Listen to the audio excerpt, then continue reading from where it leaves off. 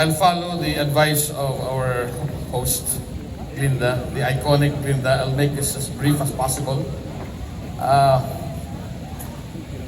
well, first of all, I'd like to express my thanks to our maker, because early this morning I was already forewarned by our Councilor Ramon that do you have a plan B just in case the storm comes to Dumaguete? And I said, yes, the only plan B I have is to, as Justice Ricky Rosario said, was to issue an executive order that it won't rain today, or at least while we are having this ceremony. My Congressman, Chiquiting Secretaria and family, my honored and respected fraternity brother, Justice Ricardo Rosario, and his friends who are here with him, Nestor and Romy and Ernesto.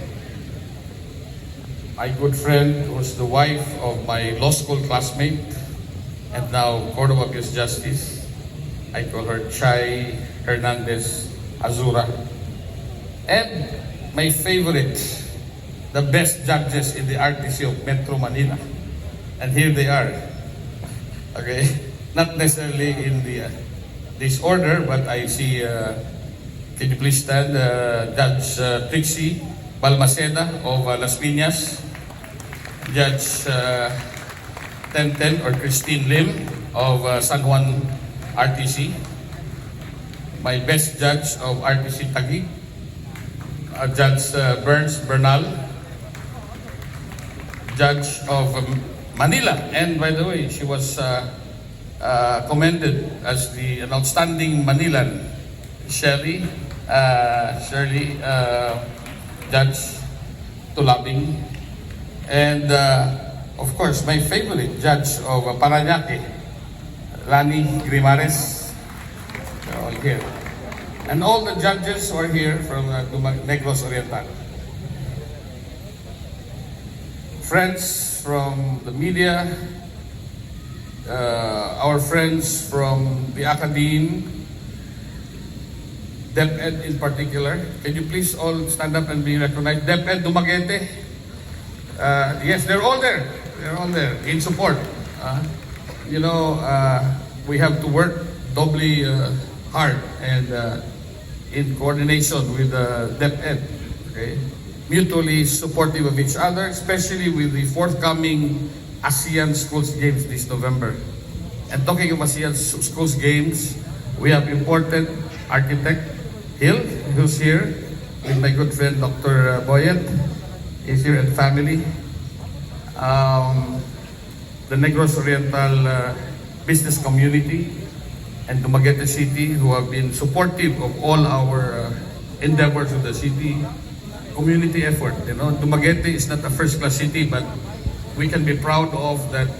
I was able to harness the cooperation and support, the volunteerism of our business community, without whom we do not, you cannot see the grandeur of what we have been doing in Dumaguete. My very supportive members of the Sangguniang Panglusod, led by still Vice Mayor Carissa Tolentino Maxino. Can you please stand? There are Lani Ramon, Michael Bandal, Dunjon Lentorio, Renz Mason of SK, Juni Amores, Chaco Secretaria, and Engineer Nelson Patrimonio. I could not have done all these things without their support. Appropriation ordinances. My cabinet of the city of Dumaguete, all the heads of offices, could you please all stand and be recognized? Heads of offices, they're all here. City engineer, tourism, accounting, treasurer, with special mention of our city health officer, who was just awarded the best regional award of the civil service for a very effective COVID anti-COVID measures. Okay, please down. By the way, when my friend Elin Heresco asked me, among your accomplishments of the past 6 years, which of them is your the thing that you can be proud of the most? I said I am proud of the fact that we are all alive today, because even with the pandemic, and thanks to Dr. Tala for not giving up, our volunteers, our frontliners, the doctors, the rest of the community, barangay officials, the nameless individuals who have helped us, the PNP. By the way, our PNP Chief of Police is also a regional awardee for peace and order, and he is our candidate for the national award for the outstanding PNP. Congratulations. We have an outstanding head of office sa Clido or sa Peso, si Oro Mira, who also is vying for a national award. No? You know, and of course, the hardworking members or employees of City Hall, you're all in red. Maybe nagpasip-sip kayo ni Bongbong Marcos, no? Can you please all stand? You're all here. Okay. And the nameless workers sa atong City Engineer's Office, all of them. Without you, we wouldn't have been able to achieve what we have achieved in 6 years. Well, I don't want to mention every detail, no? But we have first, on the environment side, we have conquered and accomplished our fight against our pursuit to preserve, to keep, and manage well our solid waste. That's why just recently the DNR commended our city for the first functional pyrolysis machine in a 10-hectare property in Kandaway, and since then we have received a lot of visitors even from the Metro Manila Commission and all other cities, because they want this to be replicated. Okay, our infrastructure even during the pandemic cannot be parallel. We built bridges, infrastructures using city funds, okay, without any wastage. Okay, our traffic lights also were bought using city funds. And this edifice that we have, that we are now, is a background, is actually a National Museum branch of the National Museum, which was actually my first project of the city of Dumaguete, and now it's about to be inaugurated. It's ready for inauguration, replete with lights, air conditioning units, elevators. Ang kulang na lang ang artifacts to be stored here. Okay, in the field of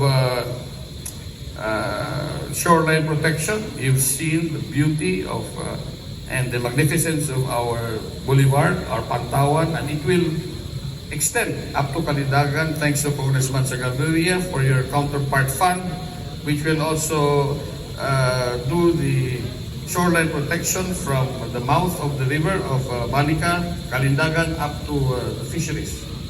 So these are doing well for our city, and many other, not only infrastructure, but in terms of social services. Our head of our DSWD here can attest to the fact that even during the COVID, especially during the COVID, the early days of our COVID fight, we never lost track of supporting food, medicines, and all things that needed to be done for our people. In fact, we have one of the lowest death rates in Dumaguete, but we have the number one. We were number one in Region 7 for our vaccination, 142% for Region 7. These are just a few of, the many things that we have done because we were united, because we were resolute, because we were focused. It seems that 6 years they have passed just so fast. And we are now looking forward to 3 more years. And I think I will tell the people of Dumaguete and Negros Oriental that there's still a lot more to be done. There's never enough for the city of Dumaguete. But my dream for our city is that making it a showcase so that other LGUs, we may be able to share these things that we're doing here so that our other LGUs may follow. And we can contribute our share in nation building. Okay. Thank you. I think some of the mayors of Negros Oriental are here and other officials. If you're here, please stand up and be recognized. We have invited you. Some mayors and public officials, stand up and be recognized, please. If you're here, okay, please give them a big hand. Okay. Thank you, my friend R.R. Makili, USEC. We're proud of you. USEC Tourism, who just came here to support his father. Friends in media. And lastly, I'd like to, on a personal note, let me thank my family for sharing me to Dumaguete City. I don't know how I can make up for being an absentee father, an absentee husband. I just ask you for 3 more years, and I will be back in your arms. And perhaps my sons will not, I don't know if you regret it, that you will be having a stage father. And I'm proud of my sons and my future daughter-in-law, Ina. Okay.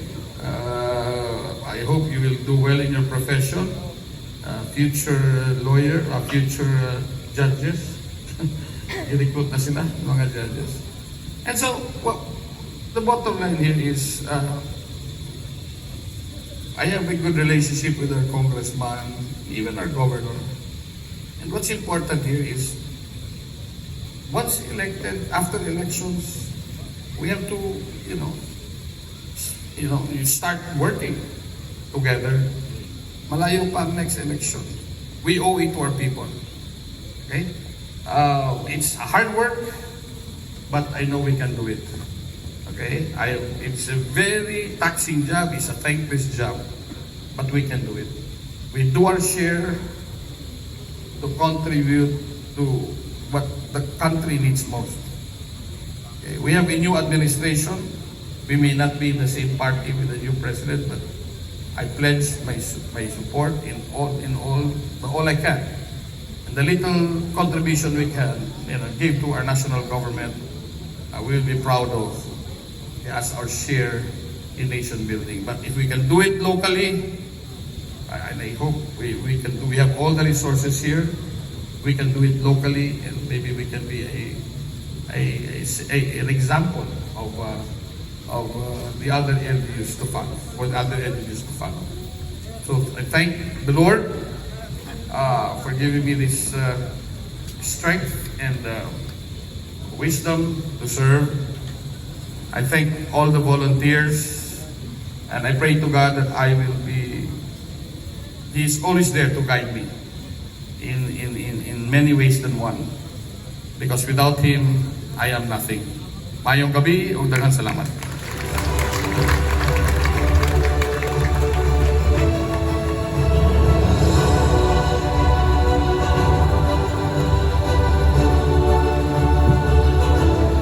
Salamat, Mayor Ipe Remollo, sa imong mensahe alang sa Dakbayan sa Dumaguete. May you continue to ably guide us in making Dumaguete truly a place we can be proud of. It must be said that faith and confidence in our leaders is something that is earned. By and large, our mayor has earned our trust with the work that he has done, not only to respect our heritage and history of Dumaguete, but also to usher in our community